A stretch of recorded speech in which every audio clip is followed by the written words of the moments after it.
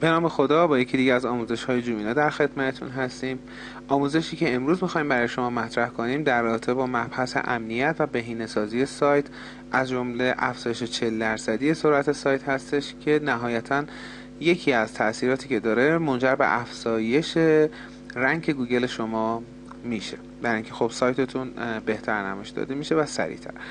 در رابطه با امنیت، قبلا در سایت جومینا ما یک آموزشی رو منتشر کرده بودیم به نام آموزش ارتقای امنیت در سایت های جمله‌ای که این آموزش خیلی هم با استقبال روبرو شد و همونطوری هم که مشاهده میکنین 3732 بار هم مشاهده شد. خیلی هم از ما بابت این موضوع تشکر کردن و جای خوشبختی داره برای ما که تونستن خیلی این آموزش رو بخونن که باعث افزایش امنیت سایتتون میشه. اما از چندی قبل به این طرف یه سری سایت هایی توی اینترنت اومدن، از جمله مثلا سایت این کپسولا یا سایت کلودفلری و یا سایت های مختلف. این سایت ها میان نقش واسط رو اعمال میکنن. یعنی چی؟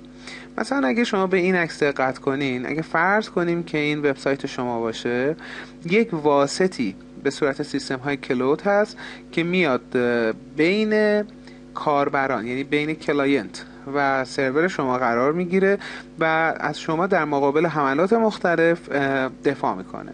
سایت های دیگه هم هستن این کارو میکنن. اخیراً سایت این کپسولا یک افزونه ای داد بیرون که برای جوملا هست. شما میتونید در همین پست این افزونه رو دانلود کنین و طرز کارش بسیار راحته، خیلی خوبه و آسونه. برای شروع شما کافیه پرایسینگ و ساین اپ رو بزنین و روی پنل فریش کلیک کنین. پنل فری براتون امنیت رو افزایش میده، سایت رو اپتیمایز میکنه، ترافیک روزانه رو بهتون نشون میده و سایر کارهایی که انجام میده. من کافیه در اینجا شروع کنم به ثبت نام کردن.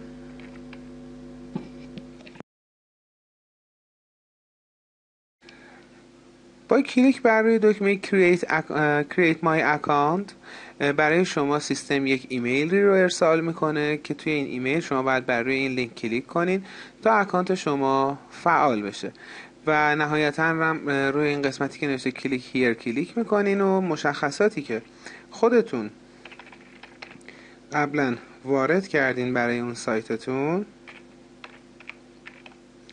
اینجا وارد میکنین و ساین اپ رو میزنین. زمانی که ساین اپ رو میزنین شما وارد پنل خودتون میشین. توی این پنل شما میتونید دامنه های خودتون رو اضافه و یا این دامنه ها رو کم کنین. من اینجا مثلا حالا یه دامنه رو وارد میکنم به نام مثلا www.topjumina مثلا.ir و اد وبسایت رو میزنم. هنوز به قسمت جملایی این داستان نرسیدیم. بعد از این مرحله وارد قسمت جملاییش هم خواهیم شد. همونطور که مشاهده میکنین اینجا آی پی سایت رو به من داده و قسمت منطقه جغرافیایی که سرور توش قرار گرفته، نیم سرور پرووایدرش مثلا زده جومینا هاست و گفته که این سایت HTTP و نهایتا هم فینیش. خب کافیه که من اینجا کانتینیو رو بزنم. با زدن کانتینیو برای من اینجا 2 تا پیغام رو میاره. اول اینکه میگه که آپدیت ای رکورد از topjumina.ir به pointing to 199.83.134.60. ما با این تیکش کاری نداریم. create update cname record اینها چیزایی هستش که از توی پنل های دامنه شما قابل تغییره. مثلا DNS تون رو میتونین اینجا تغییر بدین به DNSی که این براتون داده. خب حالا من میگم که مثلا هم میتونین برین همین الان DNS تون رو از تو پنل دامینتون تغییر بدین و یا مثلا میتونین بگین که خب من بعداً این DNS رو میخوام تغییر بدم. زمانی که میگین من بعداً میخوام این DNS رو تغییر بدم، اینجا برای شما میاره که لطفاً سینیمتون رو که توی پنل دامنتون سینیم مشخص شده تغییر بدین. DNS انتریتون هم که اینجا گفته میگه الانینه، باید به DNS انتریتون رو به 199.83.134.60 تغییر بدین. و نهایتا هم میگه که برای دریافت ایمیل هاتون یه حسن دیگه ای هم که این سیستم داره اینه که اگر دامنه ای دارین که ایمیل هاتون توی اسپم میره، وقتی که این کار رو انجام میدین دیگه این اتفاق براش نمیفته. خب اینجا کار من تموم هستش. حالا کافیه شما وارد قسمت مدیریت حجم و نصب بشین. از افزونه‌ای که در زیر همین پست برای شما قرار داده شده افزونش رو نصب کنین. از قسمت کامپوننت ها سیستم ایمن ساز سایت جومینا رو انتخاب کنین و در این قسمت که گفته که از قبل توی این سایت شما اکانت داریم برای ورود کلیک کنین. در اینجا اگر شما مشخصاتتون رو که در سایت اصلی ثبت کردین وارد کنین،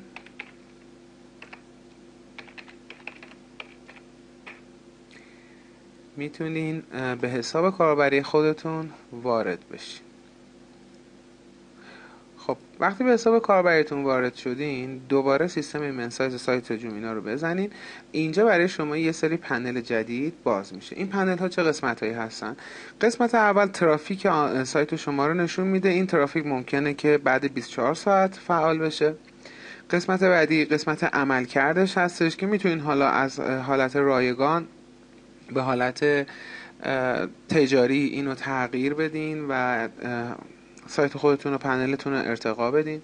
قسمت بعدی قسمت ذخیره سازی و یا بهینه سازی سایت شماست که چون این فشرده میکنه CSS رو و اپتیمایز میکنه جاوا رو این سایت به صورت اتوماتیک برای شما، نتیجتا این اتفاقا میفته و اینجا میزان فشرده سازی هم به شما میگه.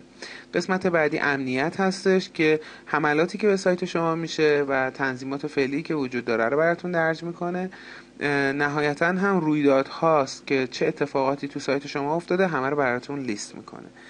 این از افزونه‌ای هستش که در رابطه با سایت این کپسولا هست.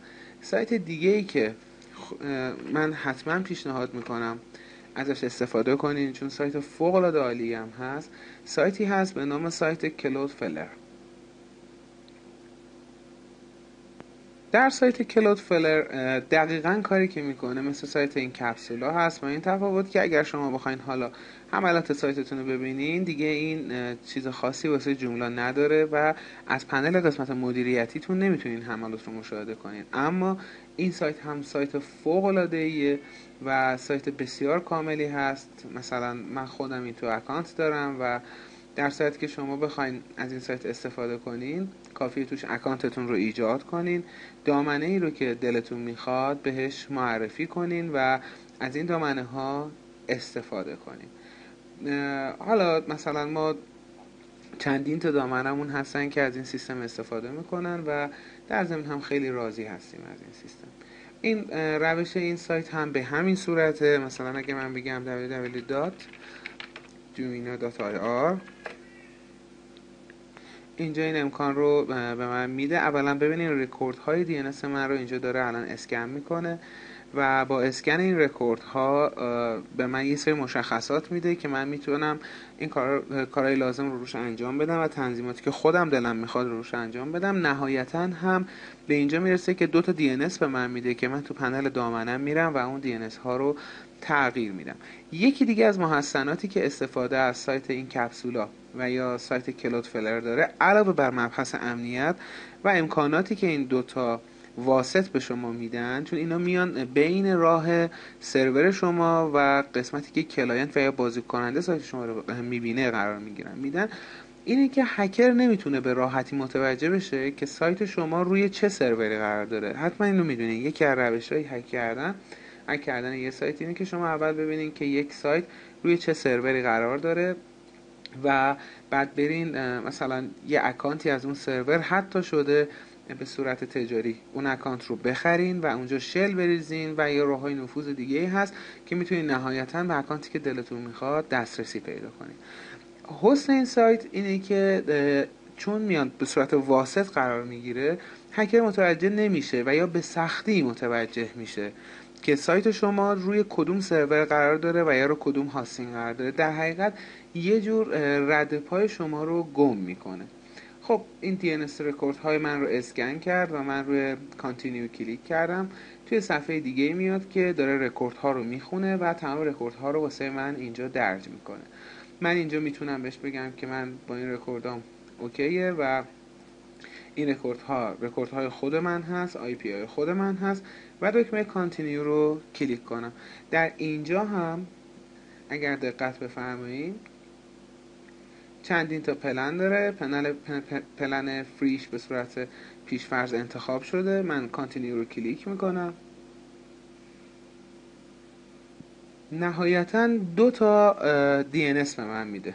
DNS اولی رو که DNS فعلی من هست، current name سرورمون هست که مثلا ns1.jumina.bpsfa.ca هست، میگه که این رو به این DNS تغییر بده. DNS دومم رو میگه به این DNS تغییر بده. من کافیه که این DNS رو تغییر بدم و منتظر واسم و صبر کنم تا اینکه تغییرات به صورت خودکار انجام بشه. یه نکته مهم دیگه هم خدمتتون بگم، توی خود مثلا همین سایت کلود فلر امکانات دیگه ای به من میده، از جمله مثلا قسمت اپلیکیشن ها، قسمت آنالیتیک. توی اپلیکیشن ها امکانات فوق العاده زیادی دارین که از سایت های دیگه میگیره، خودش اضافه میکنه به سایتتون. تو قسمت آنالیتیک هم به همین صورته، میتونه بازدید ترافیک سایت شما رو برای شما رصد کنه. من پیشنهاد میکنم از این سایت ها استفاده کنین. فقط و فقط ممکنه در بعضی از سایت ها به دلیل فشرده سازی که روی جاوا و CSS این سایت ها انجام میدن به صورت خودکار، ممکنه که یه مقدار به هم ریختگی تو بعضی از قالب ها داشته باشین که بابت این هم نگران نباشین. میتونین از قسمت تنظیماتش اینها رو اصلا غیر فعال کنین و یا بذارین فعال بمونه، مشکلات بعدی رو خودتون حل کنین. امیدوارم که این آموزش به دردتون بخوره.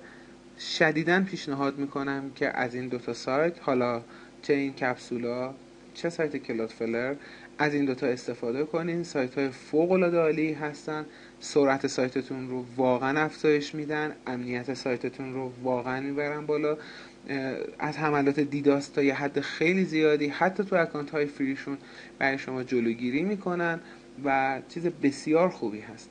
امیدوارم که این آموزش به دردتون بخوره و بتونین استفاده لازم رو از این آموزش ببرین.